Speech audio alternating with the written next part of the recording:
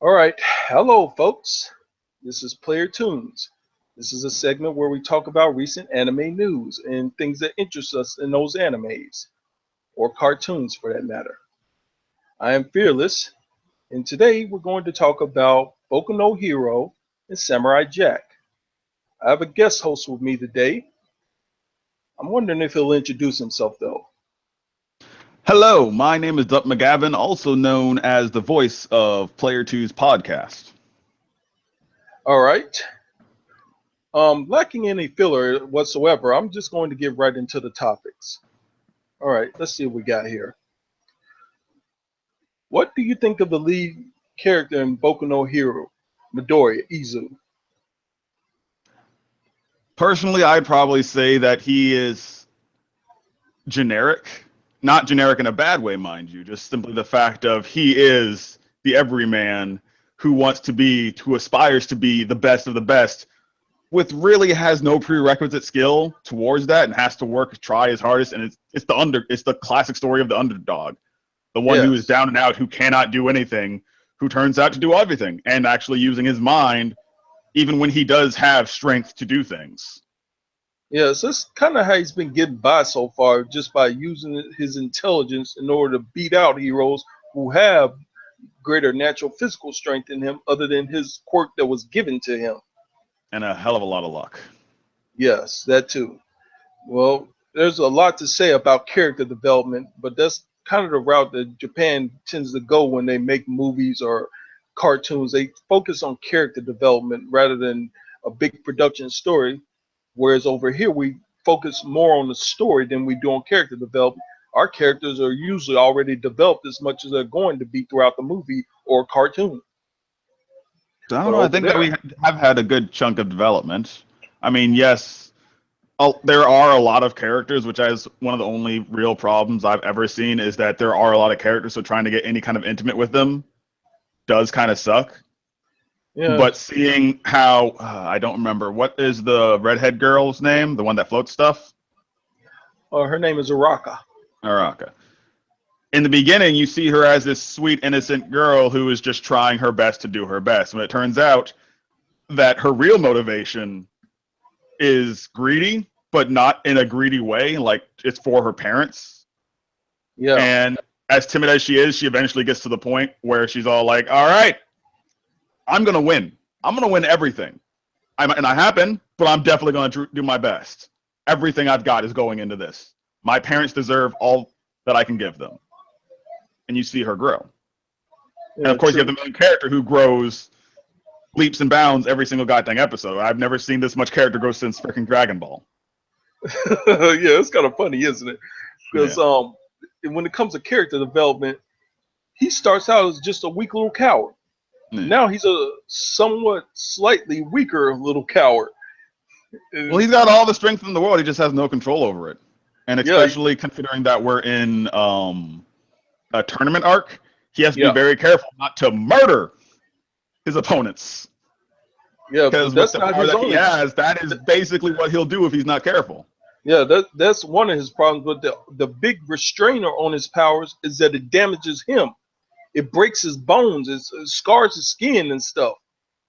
Which he does heal off pretty quickly due to All Might's other abilities. Yeah, true that. And Or one for all. All for one, is it called? Or one for yeah, all? All for it's one? awful. I think it's one for all. Yeah. But his healing ability aside, it's the school nurse that helps him get over the injuries a lot quicker. Yeah. What's the name again? Regeneration Girl. Oh, yeah. She's this old lady that all she has to do is kiss you, and all of a sudden your healing rate speeds up a whole bunch. That's one hell of a kiss. Yeah, love to have it done to me. Oh, my. Sorry, I like a mature. Anyway, That is fine. moving on to our next segment of questions. You How don't do you want to talk think? about the general storytelling? Oh, we'll get to that. But Well, I'm right talking now, about for Boku no Hero or My Hero Academia. oh, we'll get to it. Okay. But right now, I want to know your thoughts on how you think he will change. Izu, our little Izu. Honestly, I'm hoping that as much as I do enjoy it, I do hope that by at least the end of this arc that he does have at least enough control that he's not breaking bones, because we spent an entire season with him basically flicking at people and breaking fingers and everything else. But when he actually did that swing, Mm-hmm. was it last episode or the episode before last where he It swung was, at Ice Face or Hot yeah. Icy Hot? I'm just gonna call him Icy Hot because I don't remember names in anime. I'm sorry, I can't do it. I don't think they gave a name for that. The main villain in the first arc. They No, just all of them have names, or at least nicknames, as far I as know I know. Nomu is what All Might fought, Yeah, and that guy, you know, he had basically the same abilities. Only he could absorb a lot of damage, yeah. and All Might managed to burn his ability out. I don't know what happened to him after that. The cops caught him. I don't know why they used regular cuffs on him, but that's a Maybe different they're story super for a different cuffs. time. But maybe he couldn't even resist at that point. He got beat up pretty bad. Anyway, when he made that big swing at that dude, it didn't break his arm because he was swinging at a human and he subconsciously controlled himself, right? Yeah. We Well, also he's didn't have to worry about actually hitting anything. If he would have actually made contact, it might have done some major damage to him and Icy Hot.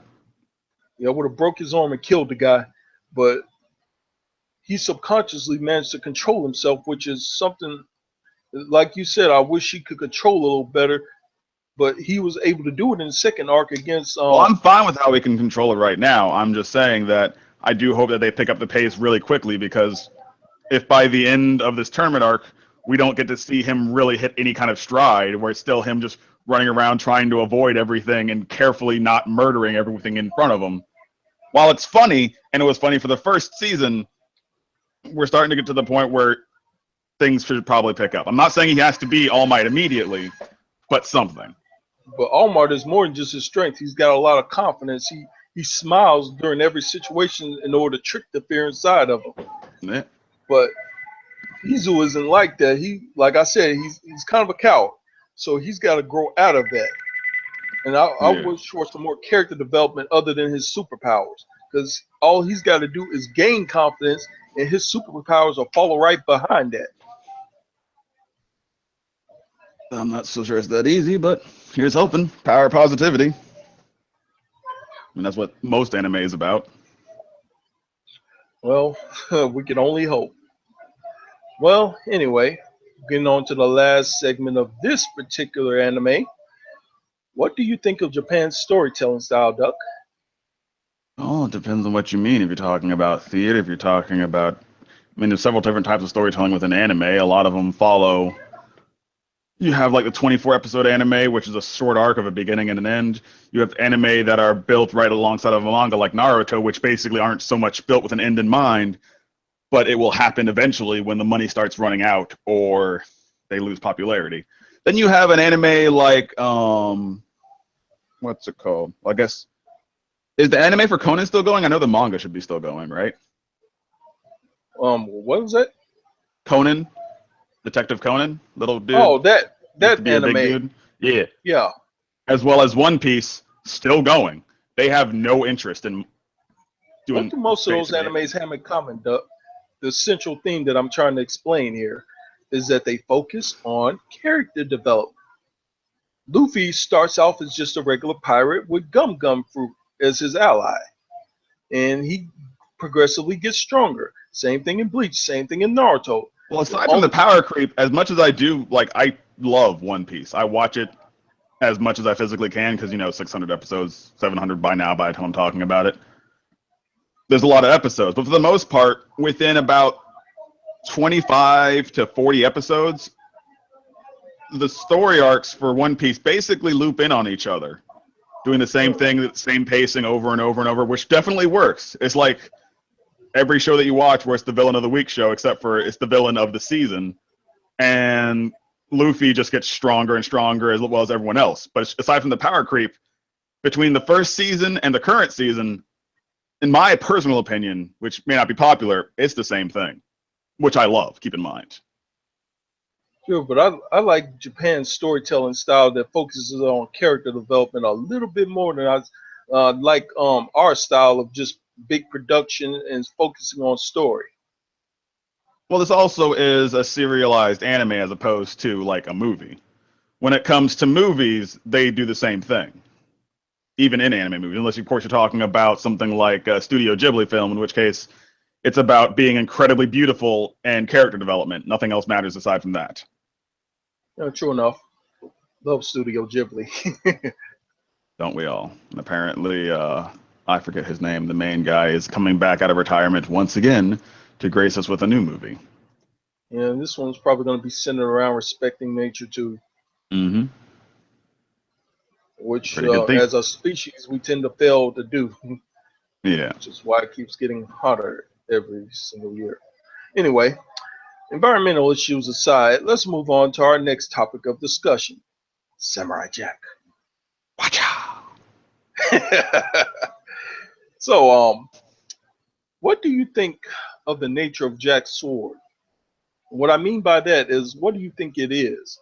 It's clearly something that manifests as a physical weapon, but to me, I think it's a spiritual weapon that manifests as a physical weapon. It only comes to him because he's the most worthy to wield it. I would think of it. I cannot remember what weapon in mythology. I want to say it's Greek mythology, but there's a weapon that basically is given by the. Actually, you know what? I can just make a reference to a recent movie, Moana. Spoiler warning! The Rock, I'm going to call him The Rock because his name's the goddamn Rock, gets a magical hook that turns him into fish, bird, shark face. Yeah, And it's given to him by the gods. And when it gets destroyed or whatever, or goes away, he can just be granted another one. I think this is a similar thing, that the sword, when it disappeared or when it's thrown into the chasm, it, instead of like, just hitting the ground and shattering or it's being stuck in the ground, it just simply went back to the ether where it came from. And Jack had to prove himself worthy again because the gods or whoever or whatever is in charge of making sure the sword and those sweet ass robes are in the person they're supposed to be in, have to make sure that Jack is, worthy because he lost himself, basically. yes. And Losing the sword was as much of a parallel to losing himself. He and himself is the sword. Yeah, kind of. but the specific emotions he may have lost himself to find himself without the sword were anger and just despair. Which did serve him well and allowed him to survive. Yeah, the anger and the despair served him well, but in the end, he couldn't get the main weapon he needed to defeat Aku with back until he got rid of those emotions. Mm-hmm. Because his anger and his despair at not being able to get back to his own time manifested and basically bitch slapped him across a tea room that he went to in his mind. That little tea man, like, I don't know if you've ever done a tea ceremony like that. While I will admit sometimes it can be boring, it can also be incredibly relaxing, and that tea is really good if you make it right. You've done a tea ceremony? Yeah. Oh, that's nice. Got that stupid little stir and everything. Yeah, I've yet to be so cool. I will admit I am nowhere near as formal as Jack was. At the same time, my tea does taste good, so, I'd say I win.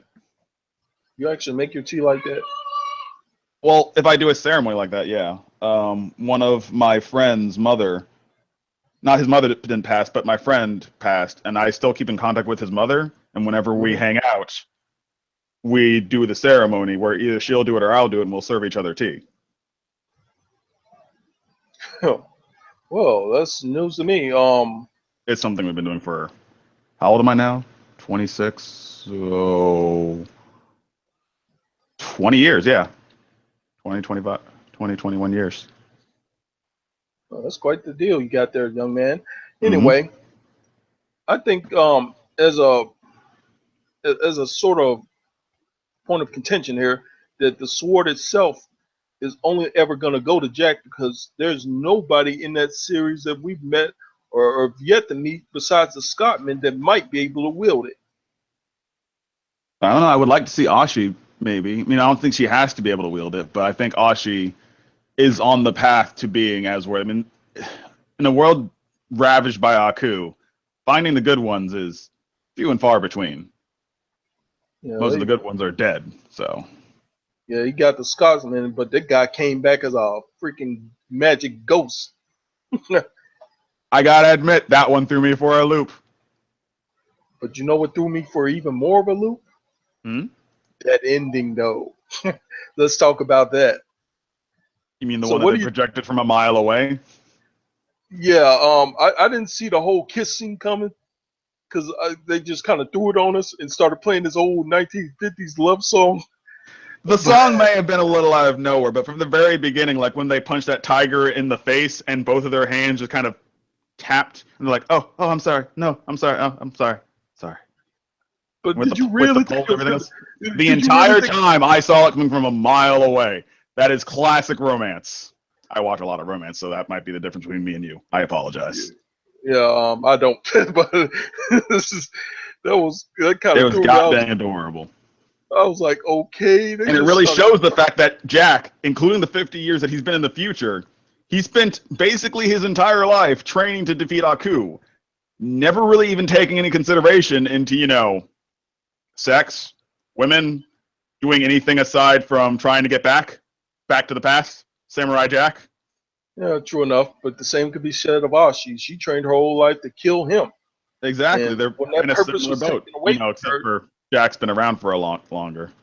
yeah, when that purpose was taken away from her, she had to find a new path, and it just so happens it started, and it may end with Jack himself. Yeah, that'd be one badass baby. Yeah, I couldn't wait to see what kind of child they have. That would be an interesting way to continue the series if this is the end of the Samurai Jack series and maybe the beginning of now this is complete conjecture and I have no way of founding this, but if they do have a child, we could have a new show on our hands sometime down the future. I think that'd be pretty cool. Yep, wouldn't don't we all think so? I would love to see a sequel to Samurai Jack if he ever managed to defeat Aku and maybe battle somebody who's, I don't know, less destructive on the environment around them. Well, one way or another, I definitely see this being the end of Samurai Jack. At least this, if not this season, then most certainly the next one, because I think they just wanted to. The way that Samurai Jack ended was not an end. It really wasn't. Yeah, it was kind of lousy. Then Yeah. they gave us flashbacks of what happened in between the 50 years he had been wandering, but other than that, nothing concrete. Hmm. Speaking of an ending to Samurai Jack, let's not talk about his ending, but Ashi's. Do you Before think we they're get gonna? to that, do you mind? I would Oh, like to talk about the cats and the spelling shirts, which I think were squandered because yeah, they could have true done enough. so much more. Personally, Yeah, I mean, that I like puns, but the little whoa when they got missed by the sword and kill Jack or whatever, I thought that was wonderful, and I wish they would have done more with it. yeah. Here's another thing I'd like to talk about before we wrap this whole thing up. Do you think the slight psychoses he may have been experiencing, like talking to himself or people who weren't there, you think that's gone for good? I think it's gone for now, but to say it's gone for good, I think might be too presumptuous. Speaking of things that are gone for good, our last subject of debate here will be whether or not they're going to kill off Ashi in the future or let her live beside Jack. I if they do kill her, it's gonna be in like the somewhere within the finale. Yeah, it's got to be while he's fighting Aku, because she's so powerful as a character that I don't see how anybody else is going to take her out. She killed an entire army of those beasties. Well, to be fair, Samurai Jack has done the exact same thing through the entirety of the series. It's never really the only time that Jack's ever been put to any kind of a test. It's more of the environment or more mental or more trickery than actual full out like in a just straight on one. He just wins. It is what he does. Like when Yeah, earlier in the series or earlier in the season when or Aku's number one assassin came at him with the power of music and for the most part got wrecked. And Jack didn't even have his sword. yeah, but he's still a samurai. His techniques were made to kill living beings more than machines. So if any machine comes at him with, trickery, it's gonna kind of mess him up a bit and make him a little bit less effective.